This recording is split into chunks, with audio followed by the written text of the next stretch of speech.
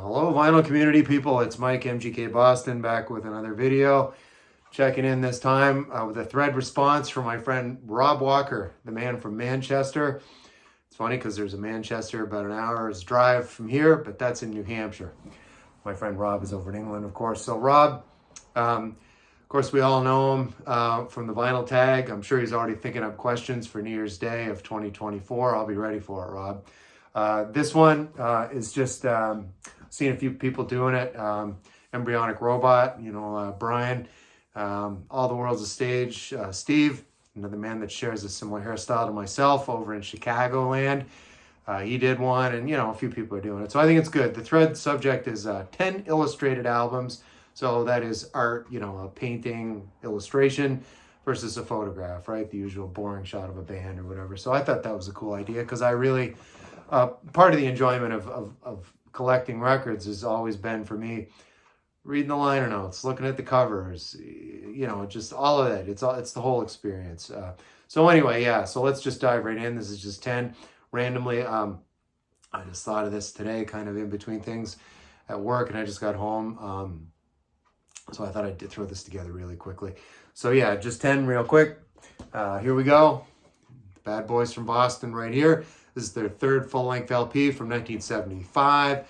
It's Aerosmith, Toys in the Attic, and it's just some toys in the attic, right? You can see all here, little children's toys, like they look like antiques, very old. And on the back, these guys are now antiques, but they weren't then. They were young lads right there in 1975. And that's Aerosmith. All right. These are in no order, of course. I am terrible at ranking anything, but that wasn't part of this thread. It's just showing the 10. You don't need to rank them. Back to the homeland for me. It's April Wine, live at the Elmo Combo, legendary club in downtown Toronto. Still there. Colton's knocking stuff over here. Anyway, yeah, so it's April Wine, live at the Elmo Combo. I want to save the release date on this one, 1977. There's the band on the front, the great Miles Goodwin down in front.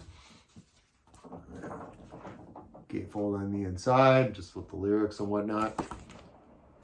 All right, Colton's into something here, folks. Just bear with me. Colton. All right, whatever reason, Colton thought it was time to knock over a candle. No damage done here. Just a ball of wax. Like this is a stack of wax that I'm showing here today. So again, another great illustrated cover right here. Again, April Wine, live at the Elmo Combo, and there's some more stuff on the back. Nice, have a nice picnic there by the beach. You got your champagne, everything all set there for a romantic evening. All right. Yes, the great Robert Crumb. So this here, I should show on my wall, if you've never noticed. That's a Robert Crumb right there. That Grateful Dead poster a friend of mine gave me years ago.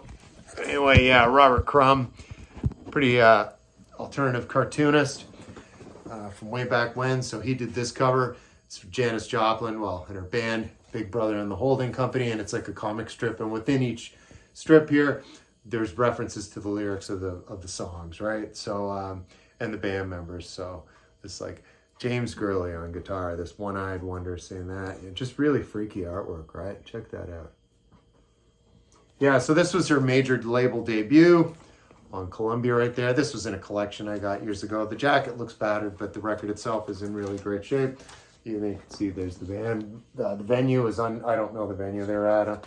There's Janice on the back. Really cool cover. Yeah, one of my favorite songs on this album. Summertime, that's just a really excellent song. Yeah, Ball and Chain too. Another good one too. If for whatever reason you don't know this album. Yeah, there's the Columbia logo. So yeah, Cheap Thrills. Really good one. All right. I'm switching gears like I do all over the place, right? Some 80s synth pop from England. Blamon, Living on the Ceiling. Of course, this was from their full-length Happy Families, which also has similar artwork to this. I don't know who the guy was. I've noticed in some of the thread responses, people are listing the actual people that did the artwork. I didn't dig that deep into this. I apologize, but I'm sure these would be easy to look up. But yeah, I really enjoy the artwork of Blamon, and I have most of their catalog, including this one here, Living on the Ceiling extended mix, and on side B, you've got Feel Me. That two versions of Feel Me, an instrumental and extended vocal. That's another good one too. So yeah, there's the two guys right there on the back. So, Blamon, Living on the Ceiling. All right. Back to Detroit City for some Bob Seger and the Silver Bullet Band. So this was his third studio release with the Silver Bullet Band. He did a couple before with the Seger system, but this is the third rather, full length with the Silver Bullet Band right here. This one's from 1980. I always like this cover right here. Colton, get out of there, bud. With the horses running, it looks like running on some sort of a beach, right? And then you can see the shadow, the silhouettes of the horses down below. That's really quite pretty. And a little bit on the back here. I don't know if there's any more on the inside. No, just, there's Bob right there. Boy, I could go for some of that hair, flowing locks, right? Against the Wind. All right. Bob Weir Ace. I've showed this album before, but I just really love this cover, and it fits this thread response. So you're seeing it again. This is his solo debut. Of course, Bob Weir, from rhythm guitarist and vocalist from the Grateful Dead. This one here from 1972. And there's the gal down sitting there on the horseshoe. Yeah, that's just a great cover. It's a red ace instead of an ace of spades. And there's a contemplative Bob Weir on the back, thinking about the many years to come. I wonder if he realized back then that someday he'd be reforming the Grateful Dead with a kid from Connecticut named John Mayer and calling it Dead and Company. But they did, and I saw that 3 times. Hey, Colton, bud. All right, you get over here, Colton.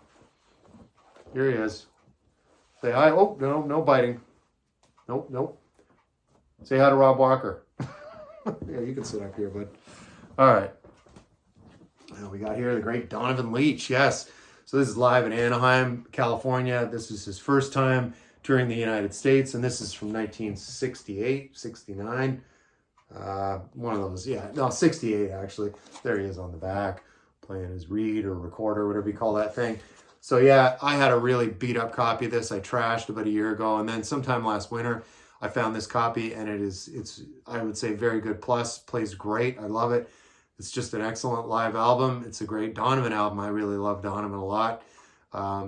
Widow with the Shawl is one of my favorite songs, and that kicks off side 2 on this. And Isle of Islay, however you say it, and Guinevere too is another highlight on this one. Lullaby of Spring is lovely too as we head into late fall here in New England. But anyway, that's a nice cover there. I don't know what it's supposed to be, like a desert, and then there's like what do you got, a dove up here flying? Or dove, I don't think those are seagulls. Looks like they're flying on an asteroid or a rock of some sort there. So that's Donovan Leech. Colton, get over here, bud. Get out of there. Gosh, Colton. Oh, God, he's a handful. It's like having another kid, man. This kitten, he's wild. Our daughter goes to college, and we adopt got another child here. God. Anyway, yeah, we got the Exploited right here, right? So that's on stage there. The name of the album, of course, live. I think this was some Glasgow in Scotland or Edinburgh. I'm not sure. Oh, it's in Edinburgh right here. See, in 1981 right there. And that's, what's the lead singer? Waddy Buchan, if I'm saying that right. It's on red vinyl. I bought this in high school way back when. This is from 1981. And again, that's the lead singer right there, like an illustrated of him on stage, Waddy Buchan, or Buchan, I apologize to all Exploited fans out there if I'm mispronouncing his name. All right, we got 2 to go here. 8 down, 2 to go. It's Genesis. It's for their second full-length studio release in 1971. It's Nursery Crime. This is an excellent representation of early Genesis. I love it a lot. 7 Stones, Harold the Barrel. Yeah, and the highlight on this one, probably for me, is the musical box. Look up Genesis Live. That's another good album. There's an excellent version in those early years of musical box on that one. So again, this is Nursery Crime from 1971. Really, really cool artwork. A lot of, yeah, I don't know if they're playing a game of croquet, it looks like. So I used to play some croquet. It's a fun summer game. All right, and lastly, off to Brooklyn, New York, it's a Circus of Power. So I heard this probably my second year at university, because y'all know I'm really into the Cult. These guys kind of sounded like the Cult to me at the time, like Sonic Temple kind of sound. I don't know. I think they only did this one album. Excuse me. But it's pretty good. Motor, White Trash Queen, Heart Attack, Backseat Mama. Isn't that a great song title? But yeah, I thought this is a really cool cover, and it is illustrated. There's the band members on the back right there. Again, 1988, the release on this self-titled album. I saw Aaron Mutha Alamar on one of his Tipsy Tuesdays several weeks ago, and he actually showed a copy of Circus of Power, and I hadn't thought of it in a long time. That's what these vinyl community videos do, right? They kind of re-spark memories for you on music, and you grab it and throw it on the turntable again, right? So Circus of Power, closing out this list of 10 illustrated albums from my friend Rob Walker. I'm going to put a link to Rob's launch for this thread in my description below, and you can go and check it out. And yeah, a couple of videos this weekend per usual for me. And of course, Saturday, it's going to be raining all day, so I guarantee I'll be making a video on Saturday. So anyway, whatever you're doing on a Thursday, I hope it's great, and I'll see you again.